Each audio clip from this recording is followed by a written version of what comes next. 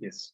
So basically, when we discuss about anaerobic respiration, aerobic में तो हम लोग डिस्कस कर चुके हैं glycolysis, link reaction, Krebs cycle and ETS. Anaerobic respiration जो होगा that is mainly in the absence of oxygen. It is in absence of oxygen. और इसमें दो हम लोग प्रोसेस डिस्कस करते हैं. सो वन प्रोसेस जो आप लोगों को समझना है that is ethyl alcohol fermentation. So आप लोगों को डबल पेज लेना, left and right. Left page पे आप लोग लिख लो इथाइल अल्कोहल फर्मेंटेशन. और दूसरा जो फर्मेंटेशन डिस्कस करेंगे that is lactic acid fermentation. So दो फर्मेंटेशन हम लोगों को डिस्कस करना है. नाउ कोई भी एनारोबिक रेस्पिरेशन हो उसमें फर्स्ट स्टेप तो वही होगा जो एरोबिक में हो रहा था. That first step is glycolysis. That means glycolysis जो है इट्स अ कॉमन पाथवे. हम लोग इसीलिए इसको कॉमन पाथवे बोलते हैं क्योंकि ये एरोबिक में भी आता है, एनारोबिक में भी आता है. और ऐसा क्यों है? क्योंकि glycolysis itself is an anaerobic process. Glycolysis में ऑक्सीजन का यूटिलाइजेशन है ही नहीं, बट एरोबिक में फिर भी आता है, एनारोबिक में भी आता है. और ग्लाइकोलाइसिस अभी पूरा डिस्कस करने का जरूरत नहीं, हम लोग को सिर्फ पता होना चाहिए कि ग्लाइकोलाइसिस में होता क्या है. तो ग्लाइकोलाइसिस में ग्लूकोज दैट इज C6H12O6 उसका ब्रेकडाउन हो जाता है बाय 10 स्टेप्स और फाइनली बनता है पायरुविक एसिड. पायरुविक एसिड का फॉर्मूला होता है CH3 कोकुच. मैं ऐसे फंक्शनल ग्रुप याद रखता हूं, कोकुच. COOH is the carboxylic acid. CO it's a ketone group. So ये कीटोन एक कार्बोक्सिलिक एसिड बोला जाता है, पायरुविक एसिड. प्लस इस प्रोसेस में 2 ATP का फॉर्मेशन होता है और इस प्रोसेस में ग्लूकोज के साथ साथ NAD भी इन्वॉल्व है. And 2 molecules of NAD, 2 molecules of ADP plus 2 molecules of IP. 2 molecules of ADP और IP तो बना लेते हैं 2 molecules of ATP. NAD जो है वो बना लेता है NADH2 क्योंकि स्टेप नंबर 6 ऑफ ग्लाइकोलाइसिस में जहां पे 3PGL से 1,3 डाइपीजीए बनता है उस टाइम पे ऑक्सीडेशन होता है, लॉस ऑफ हाइड्रोजन होता है. That hydrogen is absorb by NAD. So ultimately glycolysis में glucose is broken down into 2 molecules of pyruvic acid. Pyruvic acid is a 3 carbon containing compound और उसके 2 molecules बन रहे हैं तो 2 3 6. ये पूरा बैलेंस हो रहा है रिएक्शन. इसमें ना ही ऑक्सीजन यूज हो रहा है ना ही CO2 रिलीज हो रहा है. Step number 2 of ethyl alcohol fermentation is decarboxylation. So glycolysis के बाद डीकार्बोक्सिलेशन होगा. किसका? जो ग्लाइकोलाइसिस का फाइनल प्रोडक्ट बना है. ग्लाइकोलाइसिस का फाइनल प्रोडक्ट जो बना है that is pyruvic acid. Pyruvic acid is CH3 कोकुच, CH3 C double bond O COOH. और यहां से डीकार्बोक्सिलेशन होगा, मतलब ये जो CO2 है ये रिलीज हो जाएगा. सो पायरुविक एसिड का डीकार्बोक्सिलेशन होके बच जाएगा CH3 C double bond O. CO2 तो रिलीज हो गया, यहाँ पे सिर्फ बच गया हाइड्रोजन और ये CO2 रिलीज हो गया. 2 molecules of pyruvic acid end of glycolysis में बने थे तो 2 molecules का डीकार्बोक्सिलेशन भी होगा और ऐसा कंपाउंड बनेगा. नाउ ये जो फंक्शनल ग्रुप है this functional group we call it as aldehyde. So यहाँ पे जो कंपाउंड बन रहा है दैट इज एसिटल्डिहाइड. एसिटल्डिहाइड का फॉर्मेशन हो रहा है. फाइनली स्टेप नंबर 3 होगा जिसमें होता है रिडक्शन. रिडक्शन होगा ऑफ एसिटल्डिहाइड.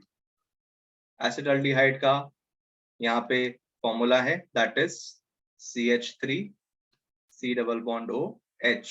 अल्डिहाइड एक ग्रुप है उसका होगा रिडक्शन. बट रिडक्शन के लिए जो हेल्प कर रहा है, जो हाइड्रोजन डोनर है वो है ये मॉलिक्यूल जो फर्स्ट स्टेप ऑफ ग्लाइकोलाइसिस बना है that is NADH2. So NADH2 अपने हाइड्रोजन को डोनेट कर देगा.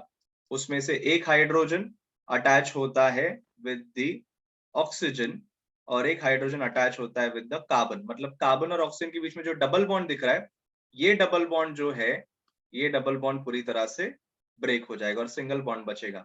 सो अल्टीमेटली कंपाउंड जो बनता है दैट इज CH3. फिर C के साथ ऑलरेडी एक हाइड्रोजन था और एक हाइड्रोजन NADH2 से आया तो आ जाएगा CH2 और एक हाइड्रोजन O के साथ अटैच हो रहा है that is OH. CH3 CH2OH, this is your final product ethyl alcohol और इथेनॉल, या फिर उसका कंडेंस्ड फॉर्म में रहेगा C2H5OH और NAD रिलीज हो गया। एसिटाल्डिहाइड के भी दो मॉलिक्यूल्स बनेंगे, दो मॉलिक्यूल्स ऑफ NADH2 यूज हो गए, two molecules of ethyl alcohol and NAD is formed. So final product जो इथाइल अल्कोहल बन रहा है that is 2 carbon containing compound.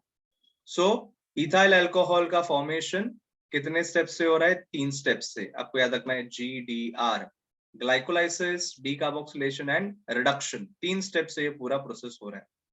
आपको पूछ सकते हैं overall reaction of ethyl alcohol fermentation, तो उसमें कहीं कहीं पे जो फाइनल प्रोडक्ट है वो एज अ रिएक्टेंट यूज हो रहे हैं, तो कैंसिल आउट हो जाएगा।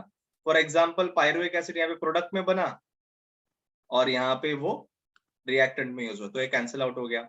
एसिटाल्डिहाइड यहाँ पे प्रोडक्ट में बना, यहाँ पे रिएक्शन में रिएक्टेंट की तरह यूज हो गया।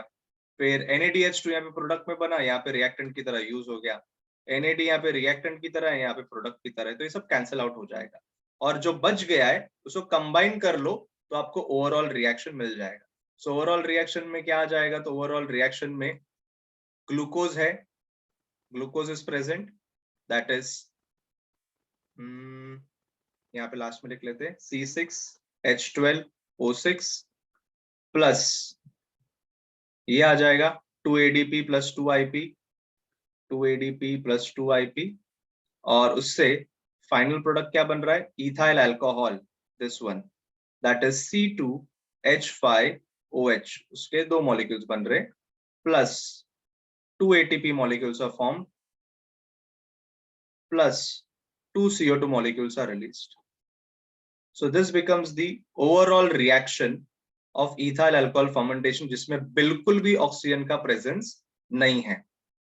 ठीक है, अभी दूसरा टाइप का फर्मेंटेशन देख लेते हैं और बाद में आप लोग कंपेयर कर लो कि क्या डिफरेंस है। सो एनारोबिक रेस्पिरेशन में और एक टाइप का फर्मेंटेशन जो होगा that is called as lactic acid fermentation, जहां पे लैक्टिक एसिड का फॉर्मेशन होगा।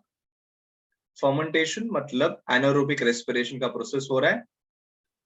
इन जनरल फर्मेंटेशन का मतलब होता है बबलिंग, बबल्स का फॉर्मेशन होता है, ये माइक्रोबियल एक्शन होता है। नाउ लैक्टिक एसिड फर्मेंटेशन में भी फर्स्ट स्टेप वही है, दैट इज ग्लाइकोलाइसिस, क्योंकि ग्लाइकोलाइसिस को मैंने डिस्कस कर लिया, इट्स अ कॉमन पाथवे।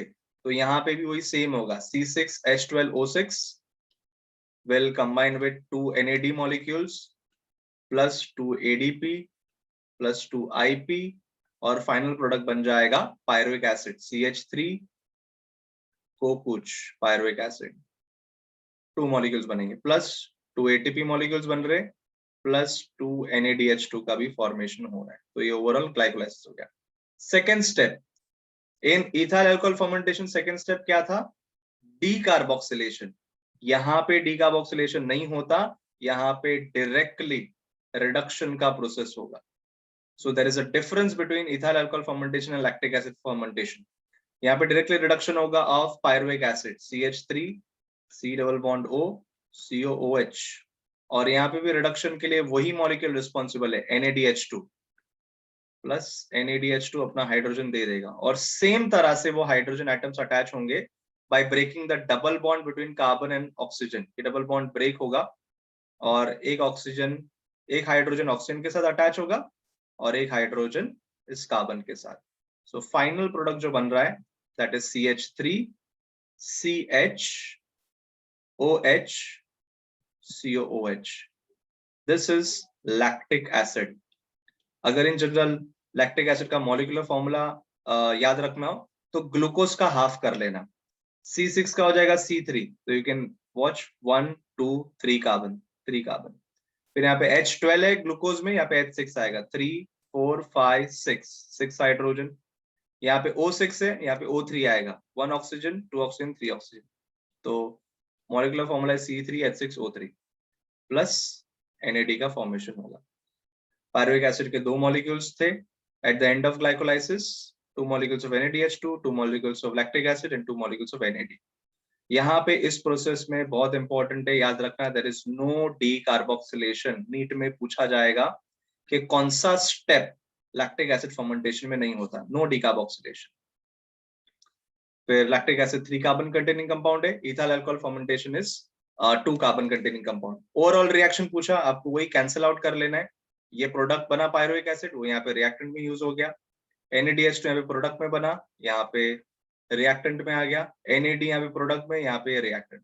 तो ओवरऑल रिएक्शन जो एंड में बनता है दैट इज ग्लूकोज C6H12O6, ये रहा, plus 2 ADP plus 2 IP over here, and बनेगा lactic acid that is C3H6O3। इसके 2 मॉलिक्यूल्स बनेंगे, 3 to the 6 कार्बन हो गया, प्लस 2 ATP का फॉर्मेशन हो रहा है। तो यहाँ पे तो प्रोडक्ट में CO2 बिल्कुल भी रिलीज नहीं हो रहा है, whereas इथाइल अल्कोहल फर्मेंटेशन में CO2 का रिलीज हो रहा था। तो ये डिफरेंस हो गया। ओवरऑल रिएक्शन आपको पूछा जाएगा कौन सा ऑर्गेनिज्म इथाइल अल्कोहल फर्मेंटेशन करता है एंड कौन सा ऑर्गेनिज्म लैक्टिक एसिड फर्मेंटेशन। तो आपको याद रखना ethyl alcohol fermentation is done by yeast. Yeast, उसका scientific name saccharomyces. Saccharomyces, species है उसका सर्वेसिए। इसको हम लोग बोलते हैं ब्रूअर्स यीस्ट, जो ब्रूअरीज में अल्कोहल इंडस्ट्री में यूज होता है। सो ये सैकेरोमाइसिस सर्वेसिए की वजह से होगा। और उसके पास एक कॉम्प्लेक्स एंजाइम होता है जाइमेज। वो कॉम्प्लेक्स एंजाइम जाइमेज ये मल्टी स्टेप प्रोसेस करता है। और इसके अलावा ग्लाइकोलाइसिस के तो 10 स्टेप के 10 एंजाइम्स पढ़ ही चुके हैं। इन डीकार्बोक्सिलेशन यहाँ पे जो एंजाइम होगा that is pyruvate decarboxylase. Pyruvate decarboxylase, और इस पायरुवेट डीकार्बोक्सिलेज के साथ यूज होता है cofactor TPP, thiamine pyrophosphate, and zinc का प्रेजेंस भी होता है। और यहाँ पे थर्ड स्टेप में there is hydrogenase enzyme, pyruvate hydrogenase. फिर लैक्टिक एसिड फर्मेंटेशन करने वाला जो बैक्टीरिया है that is lactobacilli. Lactobacilli performs lactic acid fermentation of usually milk sugar. Lactose होगा, उसका ब्रेकडाउन करके ग्लूकोज गैलेक्टोज बनेगा और फिर ये लैक्टिक एसिड का फॉर्मेशन करेगा। Also lactic acid is generated in human muscles. Human muscles में ड्यूरिंग एनारोबिक रेस्पिरेशन, अगर मसल्स को ऑक्सीजन ना मिले, when someone is performing heavy exercise, strenuous activities, तो एनारोबिक रेस्पिरेशन अगर परफॉर्म करना मसल शुरू कर देता है, उस टाइम पे ह्यूमन मसल्स में भी लैक्टिक एसिड जनरेट होता है। This lactic acid is also responsible for muscular cramps. तो काफी बार जो हम लोग को क्रैम्प्स वगैरह आते हैं that is because of the unavailability of oxygen, और मसल्स एनारोबिकली रिस्पायर कर लेते सो दैट कुछ भी हो एटीपी तो बने। And if you observe anaerobic respiration में हार्डली 2 ATP का फॉर्मेशन हो रहा है, हार्डली 2 ATP। मतलब ये जो प्रोसेस है ये काफी less amount of ATP produce करता है as compare to aerobic. Aerobic में 38 ATP था, एनारोबिक में 2 ATP। मतलब anaerobic respiration generates only 5 to 7% of energy, उससे ज्यादा नहीं। ओके, तो ये पूरा डिस्कशन होगा about anaerobic respiration, ethyl alcohol fermentation and lactic acid. एक चीज जो थोड़ा करेक्शन कर लेना कि यहाँ पे TPP and zinc third step में लेना है, दैट इज रिडक्शन में, thiamine pyrophosphate plus zinc as a cofactor. और ये जो एंजाइम है दैट इज अल्कोहल डिहाइड्रोजनेज। यहाँ पे एंजाइम यूज हो रहा है बट यहाँ पे अल्कोहल डिहाइड्रोजनेज एंजाइम जिसके साथ TPP and zinc as a cofactor use हो रहा है। इस स्टेप में आएगा lactate dehydrogenase, lactate dehydrogenase. So ये एंजाइम्स का पार्टिसिपेशन होगा in different types of fermentation.